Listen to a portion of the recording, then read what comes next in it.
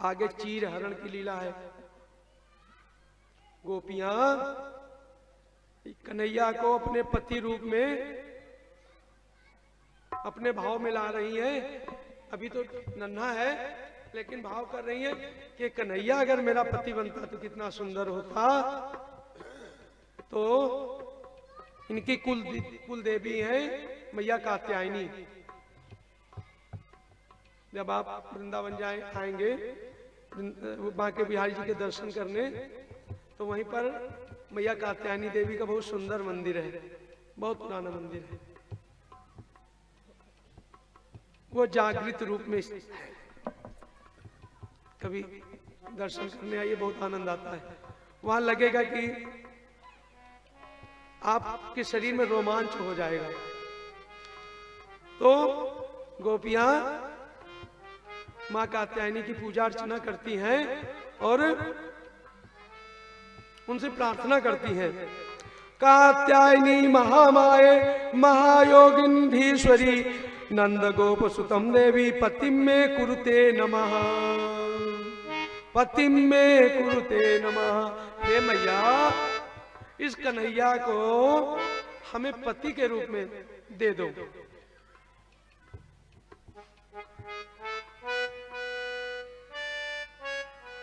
इधर गोपियां क्या कर रही हैं? स्नान करने गई, और स्नान करने जब गई तो कदम के वृक्ष पे, वो कदम का वृक्ष आज भी है।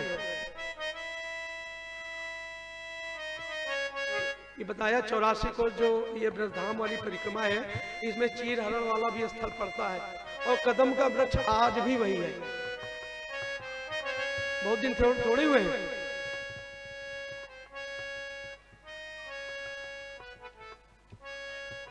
— 5100 कुछ वर्ष हुए।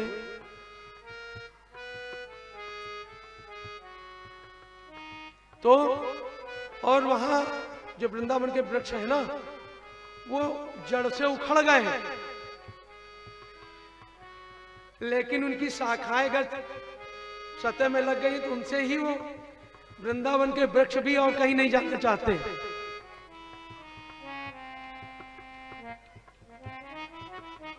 वो नहीं छोड़ना चाहते, ब्रज को नहीं छोड़ना चाहते। तो ये सब अब भगवान को एक संदेश देना है मर्यादा का। ये सब क्या करती थी? यह यमुना में स्नान करती थी तो उसी कदम के वृक्ष पे अपने वस्त्र टांग देती थी और निर्वस्त्र होकर स्नान करती थी।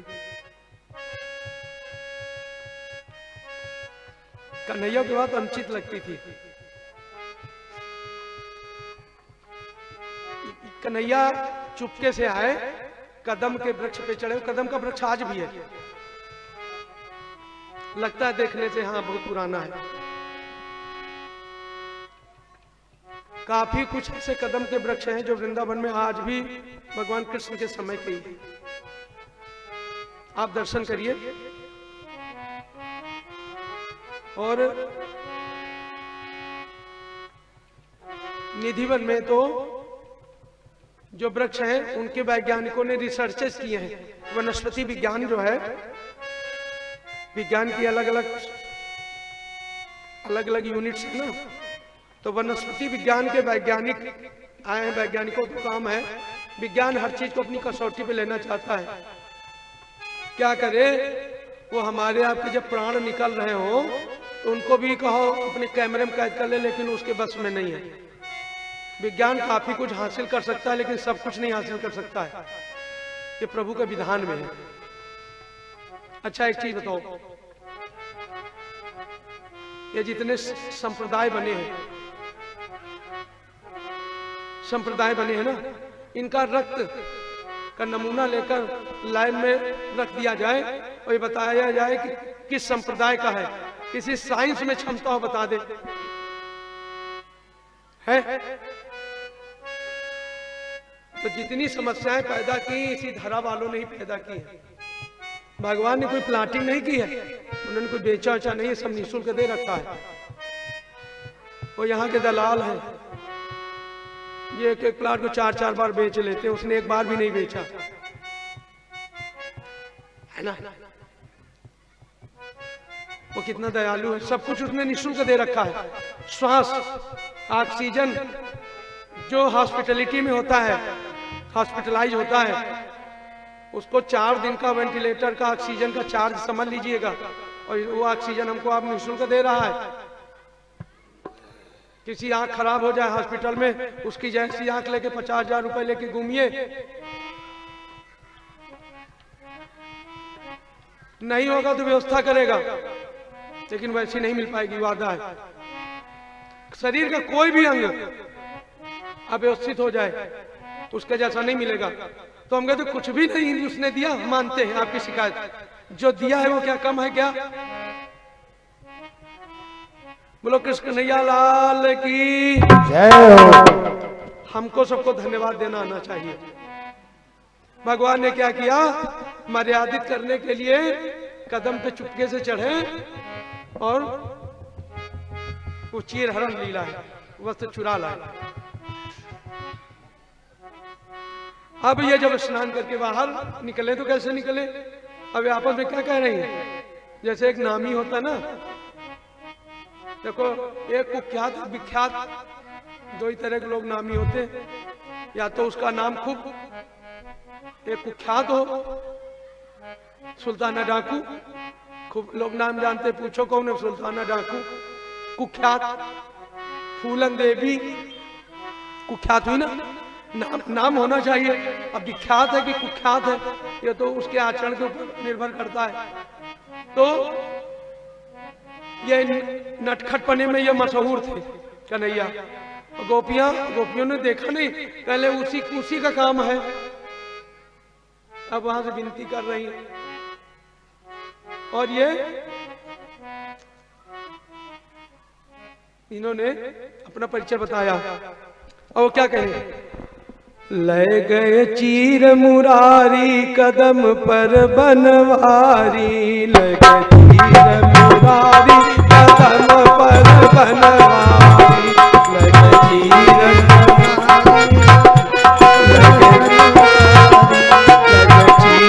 मुरारी कदम पर बनवारी, ले गए चीर मुरारी कदम पर बनवारी,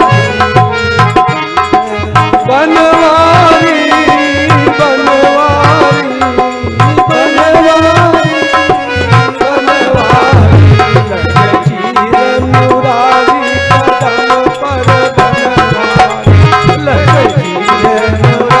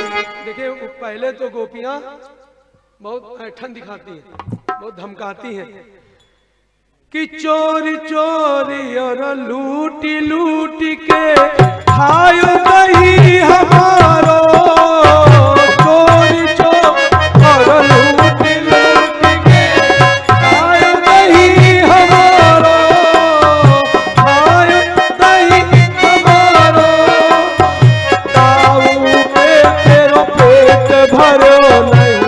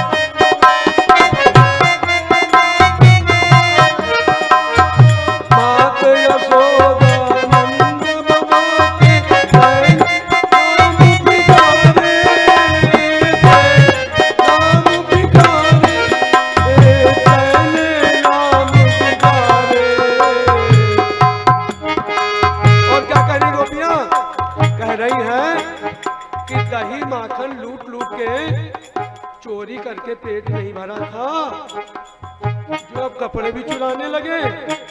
और तुम तो महा के चोर निकले, और तुम अपनी मैया यशोदा अपने नंद बाबा का नाम खराब कर रहे हो। जैसे बहुत खींच जाती ना शिकायत करने वाली, तो कहती है अरे अपने माँ बाप का नाम तुमने डुबो दिया, ऐसा कर्म किया। तो गोपियां पहले बहुत भाव खा रही है कि अपने माँ बाप का तुमने नाम खराब कर दिया, बिगाड़ दिया। अब जब अब कह रही हमारे वस्त्र दे दो, अब वो नटखट है, वो कुछ शर्तों पे देंगे। श्याम सुंदर ते दास्या करवाम तवोदितम ते वासांसि धर्मज्ञ नो चेद रागे ब्रुवामहे। कह रहे हैं कि अब आ गई प्रार्थना करने पे। देखो जब आदमी का एक तरीका नहीं काम दे रहा है, पहले हल्की में लेने की कोशिश की कि तुम्हारा अच्छा सोचे, शिकायत करने से कोई फायदा भी नहीं है, ये सुधरते तो है नहीं। जैसे बहुत आदमी उस अपनी आदतों में सुधार कर रहा हो तो आदमी कहाँ तक शिकायत करेगा। एक से हमने पूछा बहुत थोड़ा सा हठी और थोड़ा धूर्त टाइप का, तो मैंने कहा भैया तुम बने कैसे? तो बोले बड़ा सरल तरीका है, जैसे माँ बाप जो कहे उसकी बात को न मानो, मारेगा, फिर दोबारा कहेगा फिर न सुनो फिर मारेगा, फिर दोबारा कहे फिर न सुनो फिर मारेगा, फिर एक समय आएगा हमारे हाल पे छोड़ देगा, कहे कहाँ तक मारे? तो कहले तरीका है। हमने कहा वाह भैया, ये बिगड़ने का तरीका तुमने ढूंढ रखा है।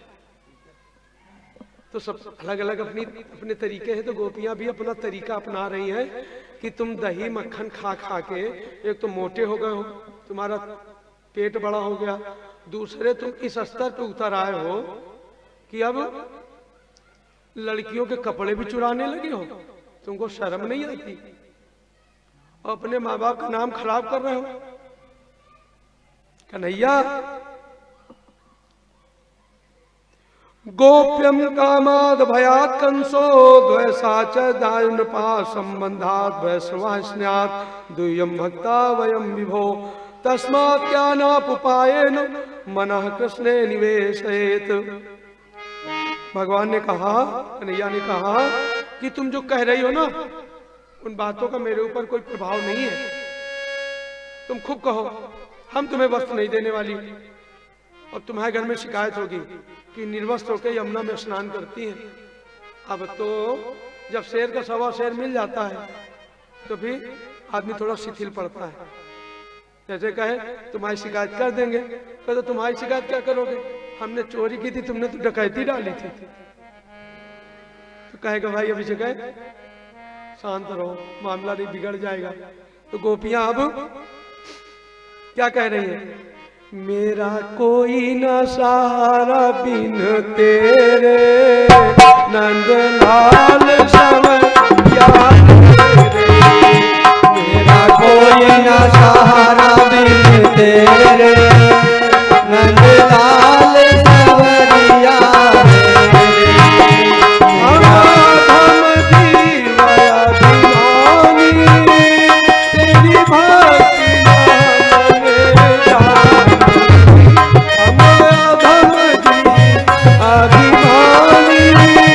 तेरी भक्ति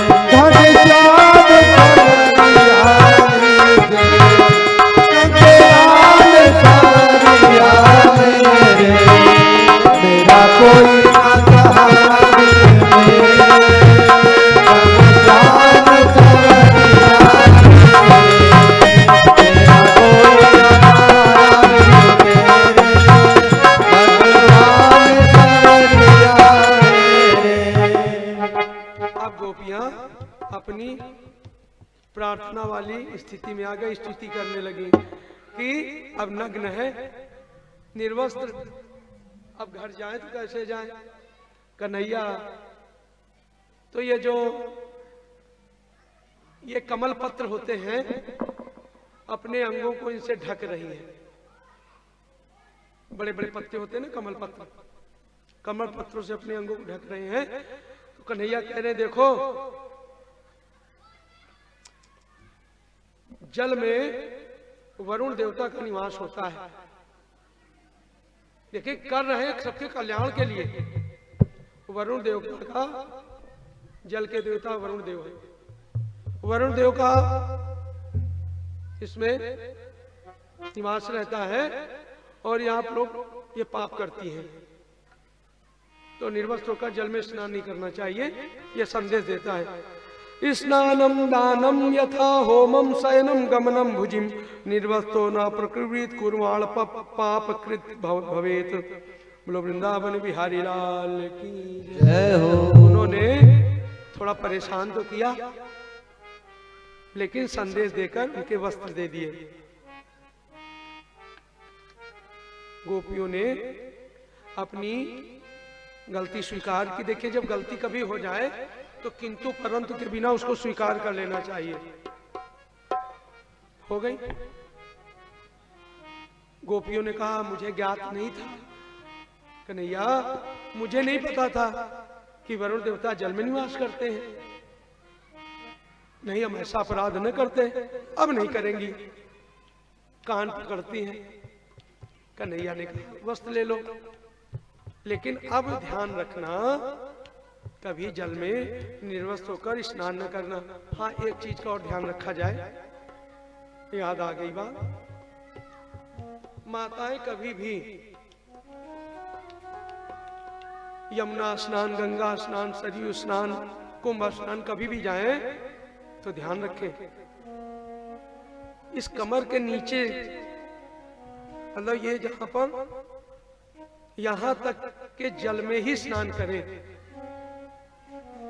नहीं, स्त्रियों को जल में डुबकी लगाकर स्नान करने की मनाही है, ध्यान रखें। ये कमर तक जल में, और प्रयास करें कि लोटा या जग साथ में लेकर जाएं। किनारे जहां पैड़ी होती है वहां पर पहले नमन करें और फिर लोटा या जग जो भी लेके गई हैं उससे बैठकर स्नान करें जल के अंदर। और जल के अंदर अगर गई भी हैं तो कमर के ऊपर जल में वर्जित है स्त्रियों के लिए। दूसरा एक नियम, स्त्रियों को कभी दंडवत प्रणाम नहीं करना चाहिए। स्त्रियों को कभी गुरु हो, ईश्वर हो, मंदिर हो, संत हो, नहीं, दंडवत प्रणाम नहीं करना चाहिए। उनको ये समझ के दंडवत क्या होता, जैसे दंड के समान लेटकर, दंड के समान सीधे सीधे लेटकर स्त्रियों को दंडवत प्रणाम नहीं करना चाहिए। उनको पंचांग प्रणाम करना चाहिए। कैसे पंचांग? दोनों घुटने जमीन में टेक दे, दोनों कंधे झुकाकर, सिर को झुकाकर, सिर को झुका दे और दोनों घुटनों को दोनों हाथों से हाथ जोड़कर सिर को झुकाकर स्त्रियों को ऐसे नमन करना चाहिए, प्रणाम करना चाहिए। ईश्वर के समक्ष, गुरु के समक्ष, संत के समक्ष, देवालय में, तीर्थाटन में, ये ध्यान रखना चाहिए। दोष लगता है दंडवत प्रणाम में, पुरुषों के लिए वर्जित नहीं है। ये सब जीवन की महात्मा। कभी भी ध्यान रहे, जिस भी देवालय में आप गए हैं उसकी पीठ का स्पर्श करके, पीठ का स्पर्श न करें, पूर्ण क्षय होता है। मंदिर में जाते समय घंटी बजाएं, सीढ़ियों में जाते समय प्रणाम करें, वापसी में घंटी न बजाएं, वापसी में प्रणाम न करें, दोष लगता है, पूर्ण क्षय हो जाता है। ये जीवन की, हमारे व्यवहारिक जीवन की कुछ बातें हैं। आप मंदिर में जाएं तो जाते समय प्रणाम करें, घंटी बजाएं, घंटा जो भी बंधा है प्रणाम करें, और जहां पर शिवलिंग स्थापित है उसका जो उसकी जलाधरी है, जिधर से जल निष्कासित होता है, उसका उल्लंघन न करें। उत्तर दिशा में इसका मुख होता है, तो आधी परिक्रमा, उसका उल्लंघन नहीं करना चाहिए। जलाधरी का जिधर जल निकलता है, आप गई हैं, चारों तरफ मूर्तियां लगी हैं, जैसे देवदेश्वर महादेव जी में लगी हुई, तो आप जहां तक उस जलाधारी के समक्ष जाकर आप भगवान को प्रणाम करें, फिर घूमकर दूसरी दिशा से जाकर प्रणाम करें, फिर उसी तरफ से वापस आ जाए। सूर्य देव को जल देना चाहिए, इससे ओज और तेज बढ़ता है। सूर्य देव सहस्रांशो तेजो राशे जगतपते अनुकंप माम भक्त्या ग्रहणार्घ्यम दिवाकरः। प्रणाम करना चाहिए। सूर्य भगवान को 7 प्रदक्षिणा करके, 7 बार प्रदक्षिणा, ऐसे ऐसे उल्टा नहीं घूमना चाहिए, ऐसे ये जैसे इधर से उल्टा होता है। कभी प्रदक्षिणा करनी है इस क्रम में करो। ये सब जीवन की ये सुमार्ग के लिए है, जो जीवन में कल्याण का मार्ग प्रशस्त करती है।